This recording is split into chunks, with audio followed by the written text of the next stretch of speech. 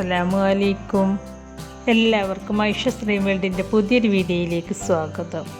ഇന്ന് ഞാൻ വന്നിട്ടുള്ളത് BDFൻ്റെ റെസിപ്പിയുമായിട്ടാണ്. നമ്മൾ വീട്ടിൽ എന്തെങ്കിലും സ്പെഷ്യൽ പാർട്ടികളൊക്കെ ഉണ്ടാകുമ്പോഴാണ് ഇതുപോലത്തെ ഐറ്റംസൊക്കെ ഉണ്ടാക്കാറ്. ഈ ബീഫ് ഡ്രൈ ഫ്രൈ ഉണ്ടല്ലോ, പൊറോട്ടയുടെ കൂടെയും നെയ്ച്ചോറിൻ്റെ കൂടെയും ഫ്രൈഡ് റൈസിൻ്റെ കൂടെയും ഒക്കെ സൂപ്പർ കോമ്പിനേഷനാണ്. അപ്പോൾ ഈ ഒരു റെസിപ്പി നിങ്ങൾക്ക് എല്ലാവർക്കും ഇഷ്ടമാവും. അപ്പോൾ എന്തായാലും ഇതുപോലെ ഒന്ന് ട്രൈ ചെയ്ത് നോക്കൂ കേട്ടോ. ഇഷ്ടമായാൽ ലൈക്ക് ചെയ്യാനും ഷെയർ ചെയ്യാനും സബ്സ്ക്രൈബ് ചെയ്യാത്തവർ സബ്സ്ക്രൈബ് ചെയ്യാനൊന്നും മറക്കരുത് കേട്ടോ. സബ്സ്ക്രൈബ് ചെയ്യുമ്പോൾ ആ നോട്ടിഫിക്കേഷൻ ബെല്ല് കൂടി ഓണാക്കി വെക്കുക കേട്ടോ. എന്നാലും ഞാൻ പുതിയ റെസിപ്പീസ് അപ്ലോഡ് ചെയ്യുമ്പോൾ അതിൻ്റെ നോട്ടിഫിക്കേഷൻ നിങ്ങൾക്ക് കിട്ടുകയുള്ളൂ. അപ്പോൾ BDF ഉണ്ടാക്കാനായിട്ട് 3/4 കിലോ ബോൺലെസ്സായ ബീഫ് നന്നായി കഴുകി വൃത്തിയാക്കി അതിൽ വെള്ളമെല്ലാം വാർത്തെടുത്ത് വെച്ചിട്ടുണ്ട്. ബീഫ് എടുക്കുമ്പോൾ ഇതുപോലത്തെ കഷ്ണങ്ങളാണ് കേട്ടോ ഇതിനായിട്ട് എടുക്കേണ്ടത്. ഇനി നമുക്ക് ഈ ബീഫ് ആദ്യം ഒന്ന് വേവിച്ച്, അതിനായിട്ട് ഞാൻ ഈ ബീഫ് കഷ്ണങ്ങളൊക്കെ ഒരു കുക്കറിലേക്ക് ഇട്ട് കൊടുക്കുകയാണ്. എന്നിട്ട് ഇതിലേക്ക് 1/2 ടീസ്പൂൺ മഞ്ഞൾപ്പൊടി, അതുപോലെ 1/2 ടീസ്പൂൺ കുരുമുളക് പൊടി, പിന്നെ ഈ ബീഫിലേക്ക് ആവശ്യമായ ഉപ്പും ഒരു തണ്ട് കറിവേപ്പിലയും ചേർത്ത് കൊടുത്ത് നന്നായിട്ടൊന്ന് മിക്സ് ചെയ്തെടുക്കുക. പിന്നെ ഇതിലേക്ക് കുറച്ച് വെള്ളം ഒഴിച്ച് കൊടുക്കണം. 1/2 കപ്പ് വെള്ളമാണ് കേട്ടോ ഞാൻ ഇതിലേക്ക് ഒഴിച്ച് കൊടുക്കുന്നത്.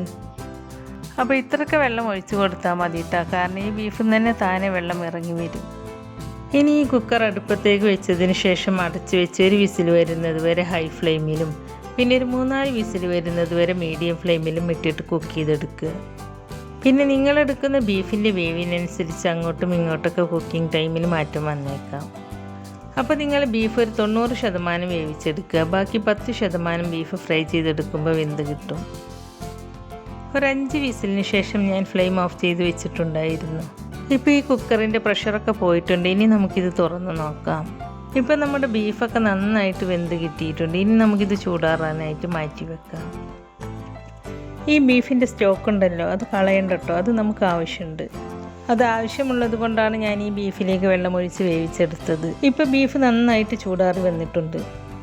ഇനി നമുക്കിത് കട്ട് ചെയ്തെടുക്കാം. ഞാൻ ഈ ബീഫ് ഇതുപോലെ നീളത്തിലാണ് കേട്ടോ കട്ട് ചെയ്തെടുക്കുന്നത്.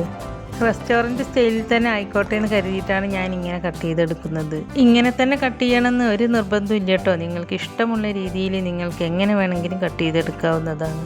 ഇത് വല്ലാതെ തിന്നായിട്ട് കട്ട് ചെയ്തെടുക്കരുത് കേട്ടോ, കാരണം നമ്മളിത് ഫ്രൈ ചെയ്തെടുക്കുമ്പോൾ പെട്ടെന്ന് അങ്ങോട്ട് മൊരിഞ്ഞു പോകും. അപ്പോൾ അത് കഴിക്കാനായിട്ട് അത്ര ടേസ്റ്റ് ഉണ്ടാവും. അപ്പോൾ ഇത് അത്യാവശ്യം തിക്നെസ്സോട് കൂടിയിട്ട്, എന്നാൽ ഭയങ്കര തിക്കാവാനും പാടില്ല, ഒരു നോർമൽ തിക്നെസ്സോട് കൂടിയിട്ട് കട്ട് ചെയ്തെടുക്കുക. ഇപ്പം ഞാൻ ഈ ബീഫ് മുഴുവനും ഇവിടെ കട്ട് ചെയ്തെടുത്തിട്ടുണ്ട്.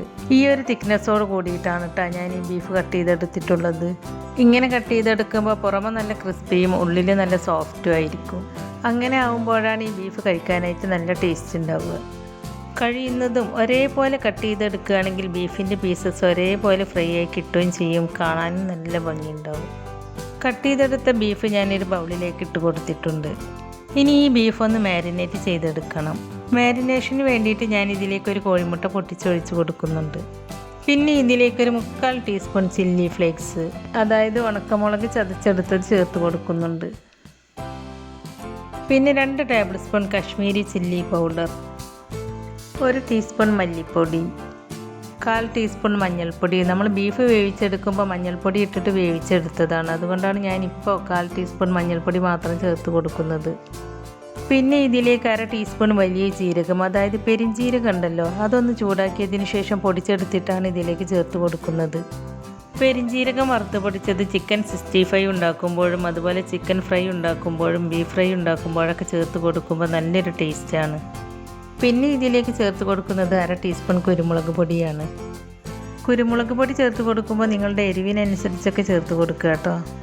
പിന്നെ ഇതിലേക്ക് 1/2 ടീസ്പൂൺ ഗരം മസാലപ്പൊടിയാണ് ചേർത്ത് കൊടുക്കുന്നത്. ഗരം മസാലപ്പൊടിക്ക് പകരം നിങ്ങളുടെ അടുത്ത് ബീഫ് മസാലപ്പൊടി ഉണ്ടെങ്കിൽ അതും ചേർത്ത് കൊടുക്കാവുന്നതാണ്.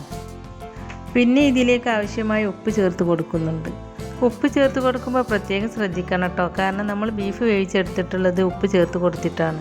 അപ്പോൾ ഉപ്പ് ചേർത്ത് കൊടുക്കുമ്പോൾ ടേസ്റ്റ് നോക്കിയിട്ട് ചേർത്ത് കൊടുക്കണം കേട്ടോ. പിന്നെ ഞാൻ ഇതിലേക്ക് 1 ടേബിൾ സ്പൂൺ സോയ് സോസ് ചേർത്ത് കൊടുക്കുന്നുണ്ട്. സോയ് സോസ് ഇതിലേക്ക് ചേർത്ത് കൊടുക്കുമ്പോഴാണ് റെസ്റ്റോറൻറ്റിൽ നിന്നും കിട്ടുന്ന അതേ ടേസ്റ്റ് കിട്ടുന്നത്. പിന്നെ ഇതിലേക്ക് 2 ടേബിൾ സ്പൂൺ കോൺഫ്ലോറും ചേർത്ത് കൊടുക്കുന്നുണ്ട്.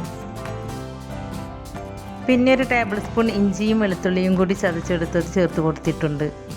ഇനി നമ്മൾ ബീഫ് വേവിച്ചെടുത്തപ്പോൾ അതിലുണ്ടായിരുന്ന സ്റ്റോക്ക് വാട്ടർ ഉണ്ടല്ലോ, അത് ചേർത്ത് കൊടുക്കുക. നമ്മൾ സാദാ വെള്ളം ചേർത്ത് കൊടുക്കുന്നതിനേക്കാളും കൂടുതൽ ടേസ്റ്റ് ബീഫ് വേവിച്ച വെള്ളം ചേർത്ത് കൊടുക്കുമ്പോഴാണ്. അപ്പോൾ ഇതെല്ലാം മിക്സ് ചെയ്തെടുക്കാൻ എത്രയാണോ വെള്ളം ആവശ്യമുള്ളത് വെച്ചാൽ അതിനനുസരിച്ചൊക്കെ ചേർത്ത് കൊടുക്കുക കേട്ടോ. പിന്നെ ഞാൻ ഇതിലേക്കൊരു ഹാഫ് ചെറുനാരങ്ങയുടെ നീരും ചേർത്ത് കൊടുക്കുന്നുണ്ട്. ചെറുനാരങ്ങ നീര് ചേർത്ത് കൊടുത്തതിന് ശേഷം നന്നായിട്ടൊന്ന് മിക്സ് ചെയ്തെടുക്കുക. ഇപ്പം ഞാനിത് നന്നായിട്ടൊന്ന് മിക്സ് ചെയ്തെടുത്തിട്ടുണ്ട്. കണ്ടോ, ഈ ബീഫിൻ്റെ കഷ്ണങ്ങളിലൊക്കെ മസാല ഇതുപോലെ പിടിച്ചിരിക്കണം. അപ്പോൾ ഇതുപോലെ മസാല പിടിക്കുന്നത് വരെ നന്നായിട്ടൊന്ന് മിക്സ് ചെയ്തെടുക്കുക. ഇനി ഇത് ചുരുങ്ങിയത് 1 മണിക്കൂറെങ്കിലും റെസ്റ്റ് ചെയ്യാനായിട്ട് വെക്കുക. ഫ്രിഡ്ജിൽ വെക്കുകയാണെങ്കിൽ അതാണ് ഏറ്റവും നല്ലത്. അപ്പോൾ ഞാനിതൊരു 3 മണിക്കൂറിന് ശേഷം ഫ്രിഡ്ജിൽ നിന്നും പുറത്തേക്ക് എടുത്ത് വെച്ചിട്ടുണ്ട്. ഇനി നമുക്കിത് ഫ്രൈ ചെയ്തിട്ടെടുക്കണം. അതിനായിട്ടൊരു കടായി അടുപ്പത്ത് വെച്ചിട്ടുണ്ട്. കടായി ചൂടായിട്ട് വരുമ്പോൾ അതിലേക്ക് ഫ്രൈ ചെയ്യാൻ ആവശ്യമായ ഓയിൽ ഒഴിച്ച് കൊടുക്കുക. ഞാനിവിടെ വെളിച്ചെണ്ണയാണ് കേട്ടോ ഒഴിച്ച് കൊടുക്കുന്നത്. വെളിച്ചെണ്ണയിൽ ഫ്രൈ ചെയ്തെടുക്കുമ്പോഴാണ് കൂടുതൽ ടേസ്റ്റ് ഉണ്ടാവുക. വെളിച്ചെണ്ണയ്ക്ക് പകരം നിങ്ങൾ ഏത് ഓയിലാണോ ഉപയോഗിക്കുന്നത് അതിൽ ഫ്രൈ ചെയ്തെടുത്താലും മതി. അപ്പോൾ എണ്ണ ചൂടായിട്ട് വരുമ്പോൾ മാരിനേറ്റ് ചെയ്ത് വെച്ച ബീഫ് കഷ്ണങ്ങൾ ഓരോന്നായിട്ട് ഈ എണ്ണയിലേക്ക് ഇട്ട് കൊടുക്കുക. ബീഫ് കഷ്ണങ്ങൾ ഇതുപോലെ ഇട്ട് കൊടുക്കണം കേട്ടോ, ഒന്നിച്ചിട്ട് കൊടുക്കരുത്. ഒന്നിച്ചിട്ട് കൊടുത്താൽ പിന്നെ നിങ്ങൾക്കത് സെപ്പറേറ്റ് ചെയ്തെടുക്കാൻ ബുദ്ധിമുട്ടായിരിക്കും. അപ്പോൾ ഒരു മീഡിയം ഫ്ലെയിമിൽ വെച്ചിട്ട് വേണം കേട്ടോ ഇത് കുക്ക് ചെയ്തെടുക്കാനായിട്ട്, അല്ലാതെ ഹൈ ഫ്ലെയിമിൽ കുക്ക് ചെയ്തെടുക്കരുത്. ഹൈ ഫ്ലെയിമിൽ കുക്ക് ചെയ്തെടുക്കുമ്പോൾ ബീഫിൻ്റെ ഉൾവശം വെന്ത് കിട്ടൂല, ഇതിൻ്റെ പുറംവശം പെട്ടെന്ന് ഡാർക്ക് കളറായി പോവുകയും ചെയ്യും. അപ്പോൾ മീഡിയം ഫ്ലെയിമിൽ വെച്ചിട്ട് തന്നെ കുക്ക് ചെയ്തെടുക്കുക കേട്ടോ. ഈ ബീഫ് 90% നമ്മൾ പ്രഷർ കുക്കറിൽ വേവിച്ചെടുത്തതാണ്. ബാക്കി 10% ഉണ്ടല്ലോ, അത് ഈ എണ്ണയിൽ കിടന്നിട്ടാണ് വേവേണ്ടത്. അപ്പോൾ ഈ ബീഫ് തിരിച്ചും മറിച്ചൊക്കെ ഇട്ടിട്ട് വേവിച്ചെടുക്കുക കേട്ടോ. ഇനി ഞാൻ ഇതിലേക്ക് നല്ലൊരു ഫ്ലേവർ കിട്ടാൻ വേണ്ടിയിട്ട് പച്ചമുളക് കട്ട് ചെയ്തതും കുറച്ച് കറിവേപ്പിലയും ചേർത്ത് കൊടുക്കുന്നുണ്ട്. പച്ചമുളകും കറിവേപ്പിലയും ചേർത്ത് കൊടുക്കുമ്പോൾ ഈ ബീഫിന് നല്ലൊരു ടേസ്റ്റാണ്. അപ്പോൾ ഈ കറിവേപ്പിലയും പച്ചമുളകും ഒന്ന് ഫ്രൈ ആയി വന്നാൽ പിന്നെ ഈ ബീഫ് എണ്ണയിൽ നിന്നും എടുത്ത് മാറ്റാം. അപ്പോൾ നമ്മുടെ ഒരു ബാച്ച് ബീഫ് ഡ്രൈ ഫ്രൈ ഇവിടെ റെഡി ആയിട്ടുണ്ട്. ഇനി ഇത് എണ്ണയിൽ നിന്നും കോരിയിട്ട് ഒരു പ്ലേറ്റിലേക്ക് മാറ്റാം. ഇനി ബാക്കിയുള്ളതും ഇതുപോലെ ഫ്രൈ ചെയ്തിട്ടെടുക്കുക.